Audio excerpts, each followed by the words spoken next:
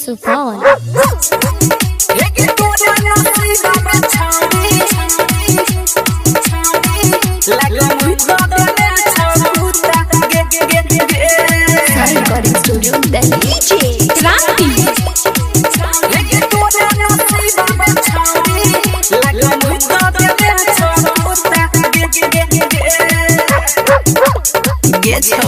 भेलौने शादी लगन यहाँ में छौरी खोज रहो बापा दुल्हा दौड़ी दौड़ी गे छौरी सब बुझे छै।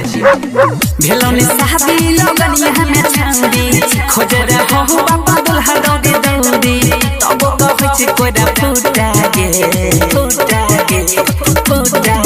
हेगे तोरा नसीबा में छौरी लागम त देने छ गुस्ता गे हेगे तोरा नसीबा में छौरी लागम त देने छ गुस्ता गे हेगे तोरा नसीबा में छौरी लागम त देने छ गुस्ता गे दयानंद दिलदार सरस्वती स्थान कठरा डी टोल।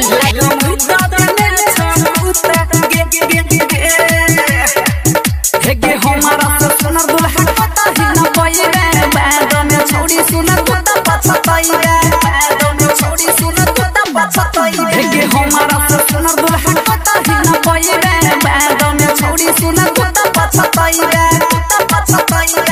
चलै रही छौरी ओइ ठके कानिले पड़त तोरा बोइ ठके हेगे उड़ाबै छी बात बड़ी झूठा गे हेगे तोरा नसीबा में छौरी लागम त देने छ गुस्ता गे हेगे तोरा नसीबा में छौरी लागम त देने छ गुस्ता गे हेगे तोरा नसीबा में छौरी लागम त देने छ अगे कैमरी उठा के डीजे दयानंद दिलदार सरस्वती स्थान कठरा डी टोल। जैसन घरनी वैसन भरनी देखाबै रही देवना मोह जरनी देखाबै रही देवना मोह जरनी जैसन घरनी वैसन भरनी देखाबै रही देवना मोह जरनी बीतल ठंडी अयहु गे गरमी रसना सोनू कह सुन गे बेसरमी जवानी भेल दू टकिया के छूटा गे हेगे तोरा नसीबा में छौरी लागम त देने छ गुस्ता गे हेगे तोरा नसीबा में छौरी